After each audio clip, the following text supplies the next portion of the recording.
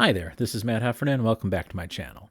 This is episode number 21 of Slithy Vlogs, and another entry within that series of the 8-bit Battle Royale, which is it's a few episodes deep at this point. We've gone through different 8-bit platforms and tried to test their just pure muscle and what we could accomplish in terms of a common mathematical and graphical problem, but mainly mathematical. We're getting down to how much juice we have to just crunch through numbers. And of course, that's kind of difficult to do with an 8-bit computer, but you know, that's all that you really need. These are Turing complete machines after all. And what we've seen throughout this is how these classic 8-bit computers have been able to generate Mandelbrot set fractals and create these fairly low-res plots within a reasonable amount of time. But what we have these days are a whole set of new 8-bit computers. These are just self-consciously retro computers trying to recapture some of that magic from the 8-bit era and modernize it, speed it up, have some better graphics, and see what we can do with these new computers. So just to kind of recap here, I've generated this very simple Mandelbrot set. This is a 32 by 22 bitmap. It's not a whole lot of pixels here, and only going to 15 colors because that was the maximum color depth, really, of the Sinclair ZX Spectrum. Of course, it was a 16-color machine, but 2 of those colors were black, so really a 15-color machine. And so I went and created the same plot on a whole bunch of classic 8-bit micros. And also, just for reference, I did the Commander X16, which unsurprisingly is at the top. But of course, it's a much faster, more capable machine than any of the classic 8-bit micros.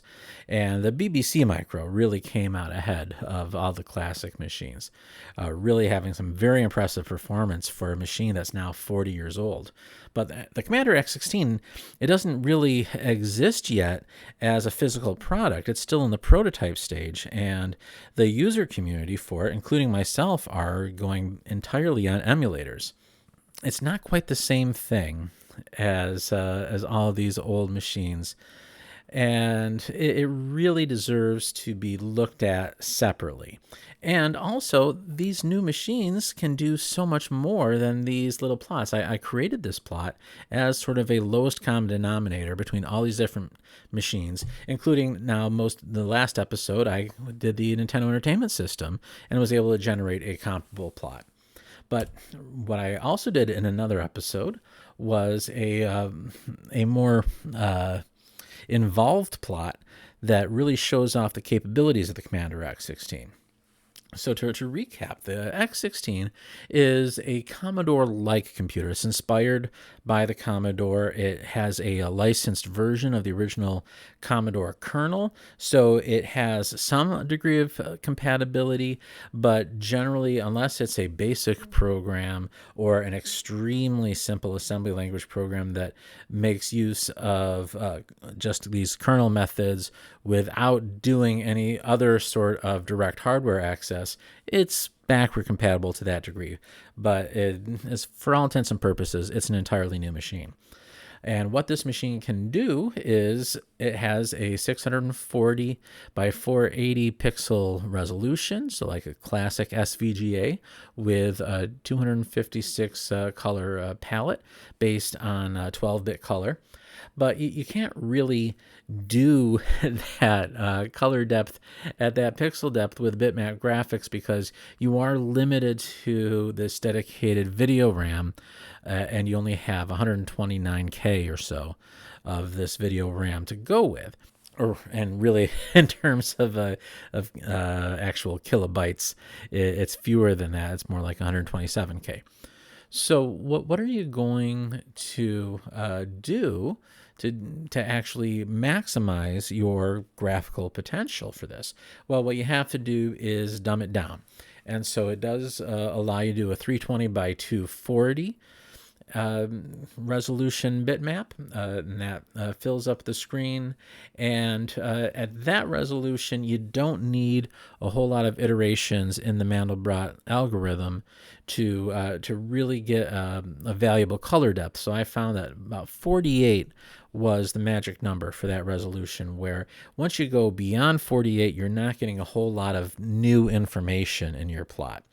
And while the Commander X16 is much faster than the classic 8-bit micros, to do a plot of this complexity takes a fairly substantial amount of time. Now, to do it with that original basic algorithm and just expanding it out to this resolution and color depth, it took over an hour.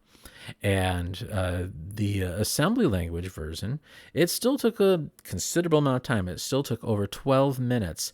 And this was using my the 16.8 fixed point library. So that's 16 bits for the integer part of the number and 8 bits for the fraction. And this is because we had some fairly large numbers that we ended up having to calculate. And it worked out, and it was still obviously a lot faster than doing the floating point implementation in BASIC. Well, now let's really see what some of these other machines can do. And first, we're going to take a look at the Mega 65. So the Mega 65 is fairly closely related to the Commodore 64, or rather the Commodore 65, which is kind of different. So you got the Commander X16, which is more of like a souped-up Commodore 64, but throwing out most of that backward compatibility. And the Mega 65 is trying to maintain more of that backward compatibility, but still not being perfect.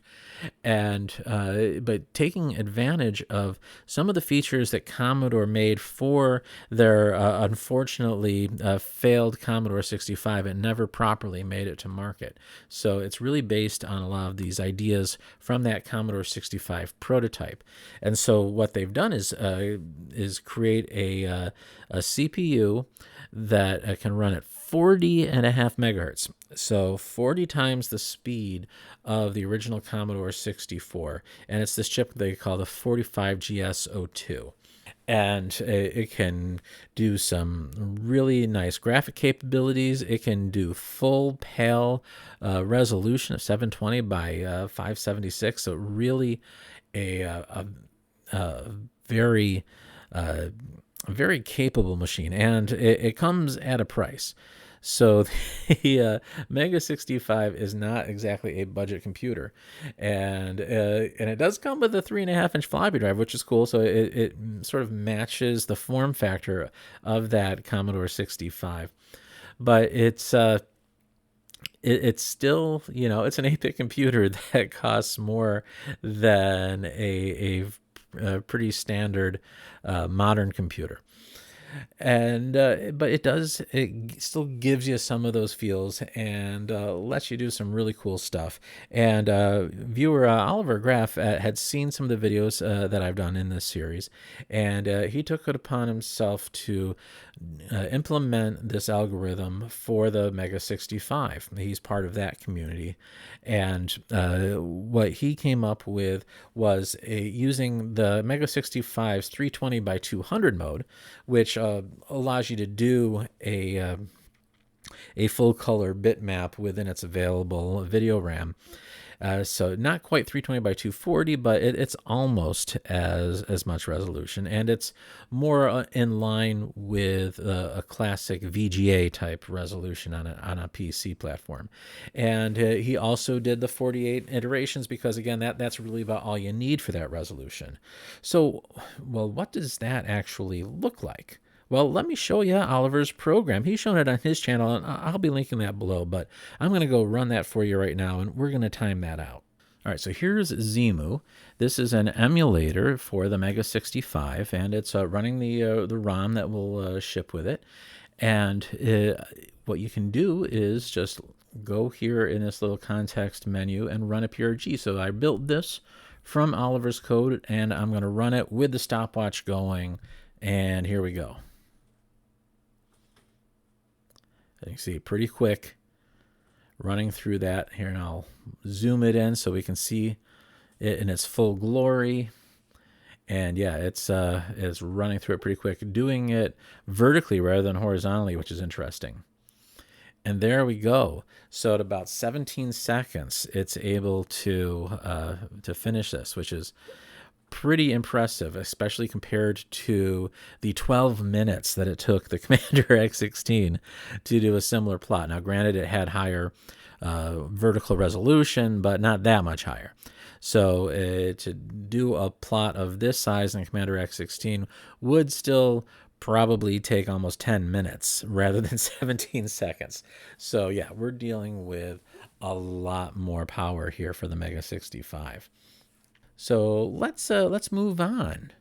Another big player right now in modern 8-bit computing is the ZX Spectrum Next. And I've talked a bit about this. In fact, I even did a bit of a demo of this earlier in the series because it really has full backward compatibility with the original Sinclair ZX Spectrum, except that it can run things quite a bit faster. In fact, what it has done is emulated a full-on ZX Spectrum. It can do everything that original ZX Spectrum can do, but instead of at 3.5 megahertz, it can do it at 28 megahertz by this what they call a Z80N, or extended Z80, that they have implemented in an FPGA. And so what you get is the complete Z80 instruction set architecture, and then some additional instructions for some of these pretty cool features. And we're going to take a little look at the code of what you can do with the Spectrum Next. So it's pretty interesting. And what the Spectrum Next does in terms of video is it has a maximum resolution of 512 by 192, and it lets you do a 256 color palette. And unlike the Mega 65, where you get a nice 24-bit color palette, or where you get nice 24-bit color depth, you only get 9 bits of color. So you have 3 bits for each of the red, blue, and green components. So it's really only 512 maximum colors that you get to choose 256 of. And with the Commander X16, you only get the 12-bit color, but it's still a lot more color depth than the Spectrum Next. But it does create this environment where you can get really close to the Spectrum, and some of the variants of the Spectrum that came out over time, and it can sort of emulate each of those and all these even more exotic vintage graphics modes. And one of those vintage inspired graphics mode is what they call low res. So of course the original Speccy, as you'll remember, had a even higher resolution than this low res, which is only 128 pixels wide and 92 high. So yeah, it's not a lot of pixels, but unlike all of the other modes, including some of these newer, fancier modes that can run at this higher resolution, it allows you to address each pixel individually. Each pixel can be any color within that 256 color palette. So color clash does not happen whatsoever in this low-res video mode. So that's pretty cool. This is something you definitely couldn't do with the original Spectrum. And now we have this much faster processor to do it with. So let's take a look how fast and how good of a fractal can we do. So we're going to max out this video mode. We're going to do 128 by 92 pixels, and what I've chosen is a 22 maximum iterations. So yeah, it's not a lot. It's going to be way below the others in terms of depth, but really at this very low resolution, doing more than 22 iterations, again, like with the higher resolution plots at 48 iterations, it's not getting you any more real information in your plot by upping your iteration count from there. So let's take a look at it. So here's our old friend Zsarix, and of course it lets you do emulation of not only the original ZX Spectrum, but all these different variants, including the Spectrum Next. So let's take a look at how this code is going to run in there. a smart load of this guy, man4.next. And as you can see, it's going pretty fast, right? But it's not a lot of pixels. And you can see here, you got 22 different colors, no color clash happening whatsoever. And there it goes. So, and it's done. So pretty quick, definitely a lot faster than the Commander X16. But how did we actually do this? Well, let's take a little look at the code here. So one thing you'll notice here, this looks like a standard SJASM plus assembly language file, and because it is, I'm still using SJASM plus, but SJASM plus lets you use this Z80N processor's instruction set architecture. And when you look at the code, the first thing you're going to notice is this next reg, which is a Sinclair ZX Spectrum next register. So it is a special instruction where you pass it two arguments. The first argument is this 8-bit address for a register, and then an 8-bit value to write to that register. This is it's something apart from memory addressed I/O, and also it's not the traditional port-based I/O that Z80 machines normally have. This is something entirely different that is directly addressable from this CPU. And this very first one here, where it is writing a value of 3 to register 7, and what that does is it tells the CPU that, hey, we're going to run at this maximum speed of 28 megahertz.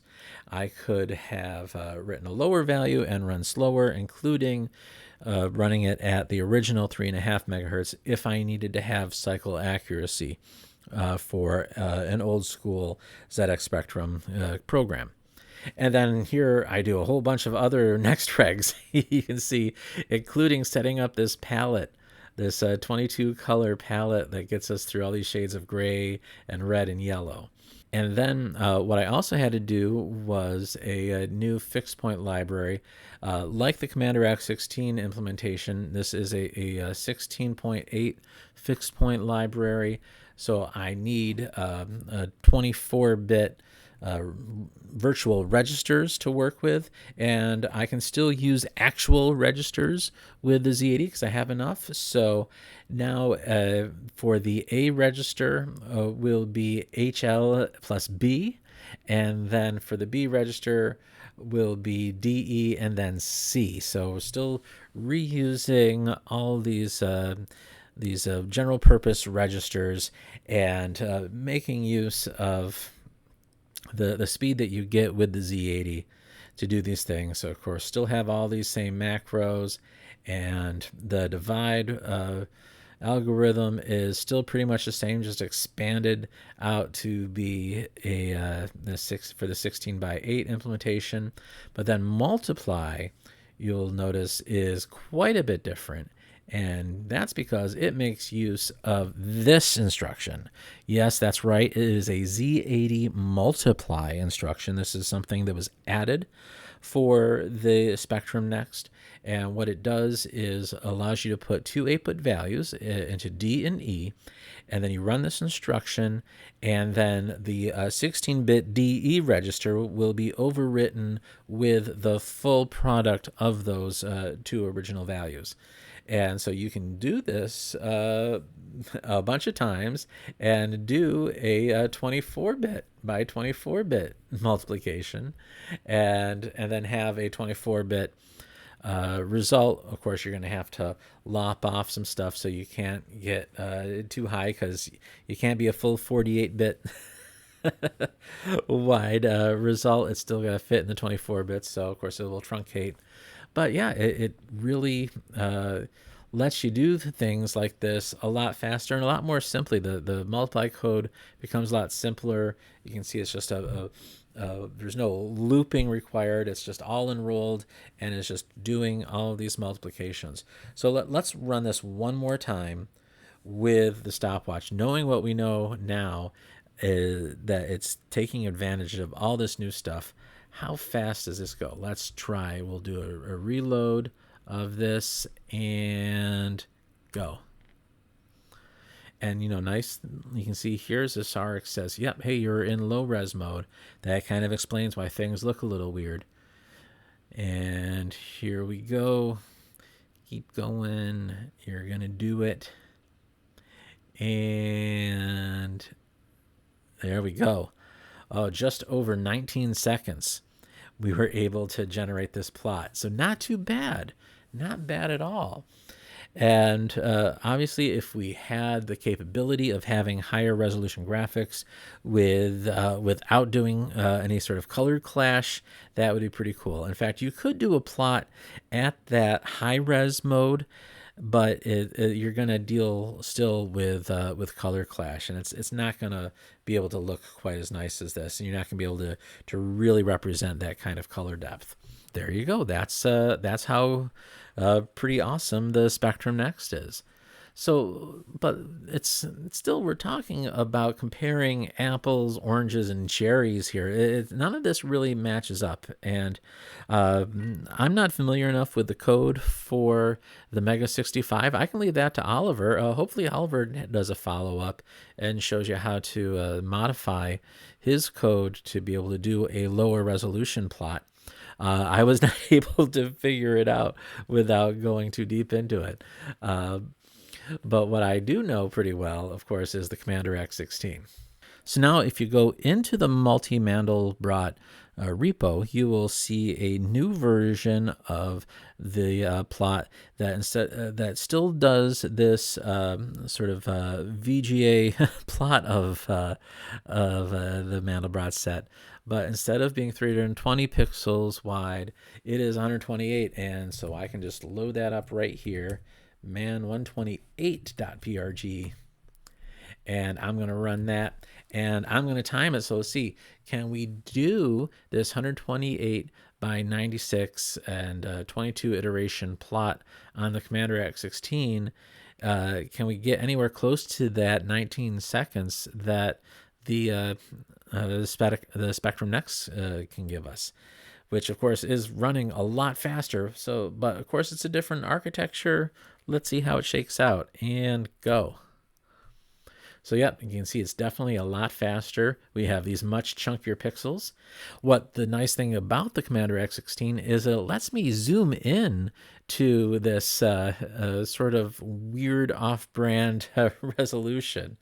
It lets you do fractional zoom levels. And this lets me get as close as I can to that 128 by 96.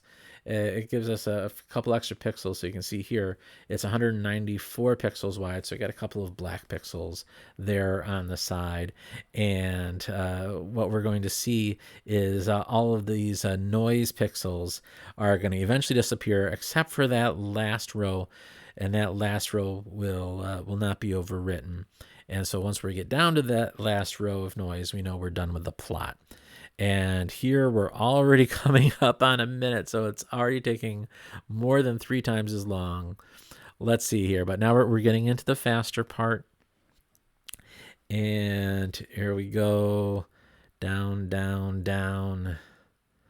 And here we go, and there. 1 minute and 16 seconds, so almost a whole minute longer.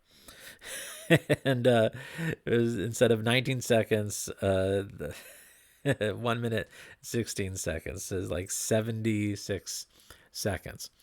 So yeah, definitely Commander X16 a lot slower than the Spectrum Next, but you do have a lot more graphical capability. And here's the thing, it all comes down to, well, what's your dream? Of course, the Commander X16 is the dream computer of David Murray, the 8-bit guy, and a lot of other folks, including me. I think it's a really great approach to a modern 8-bit computer, even if it's not as powerful as some of these other machines, which granted are a lot more sophisticated and are going to be, well, they're already being sold at a price tag that is anticipated to be quite a bit higher than what the Commander X16 will ship at once its hardware becomes available. Well, not everybody has the same dream. So what if your dream is speed? Well, obviously the Mega 65, that's the way to go. If you just want the fastest 8-bit computer that you can have, Mega 65 is hard to beat. Of course, the price is way up there too. So you're going to get a lot of bang, but for a lot of bucks. Now, what if your real dream is that backward compatibility? I want to run all my old software and still have the ability to run some new software and create some new stuff that is really advanced. Well, the Spectrum Next is really going to fit that bill, because the Mega 65, it's not fully compatible with the Commodore 65. And even if it was, that was a system that never really came out. And a good reason why that never came out is because it also didn't have full backward compatibility with the Commodore 64. So even if the Commodore 65 had come out, it probably would have struggled anyway because of that lack of backward compatibility. So the Next is great. It's like the best way that you have now to run these old Spectrum programs and still have like a real computer that you can do additional things on. And you're not just doing emulation. It's a real implementation of that Spectrum. But what if you just really like 8-bit development, but you want like the fanciest graphics that you can generate from 8-bit? Well, I think the Commander X16 is going to fit that bill. And it doesn't really meet either of the other two criteria quite as well. It is not terribly fast. In fact, it is much slower than the other two. It only runs at that 8 megahertz. But the backward compatibility, again, not that great. It's definitely not going to run any significant games for the Commodore 64 or even the PET or the VIC-20 for that matter. But it will let you do a more sophisticated graphics than either of the other two because of all the specs for that. And it's a really nicely done graphics adapter that comes with it. It's like the really the dream graphics adapter that you would have wanted to have for an 8-bit computer, but the technology wasn't there for it to exist. But I think another thing about that dream beyond the graphics is that the actual machine itself, it's using off-the-shelf components. Granted, it has to use the FPGA for the graphics part. And the Mega 65 and the Spectrum Next are just using FPGAs all over the place anyway. So they figure, well, might as well just have these modern implementations, these supercharge everything and just run it as fast as we can. But the Commander X16, it's going to be a computer with a real 6.5 CO2 processor in it, just like an Apple IIc had. It's really a real throwback to that, and the horsepower of the machine reflects what an actual 8-bit machine can be with off-the-shelf computers, off-the-shelf components. It really lives up, I think, to the ethos and the vision of what 8-bit computers can be. So anyway, that's what I got for you today. I hope you liked the video, and that if you want to see more of these videos, please like, comment, subscribe. You know all the stuff to do. But if you really want to get even deeper and have a real say in the way this series and all my other content goes, and get a chance to see that content before the rest of the general public and see it ad-free, the best way to do that is to hit me up on Patreon and join our community and become one of the people, just like you see here, that really get a chance to work with me to create the best content possible. And but even if you don't want to do that, just subscribing is totally free, always will be. And I hope to see you again here soon. All right. Bye-bye.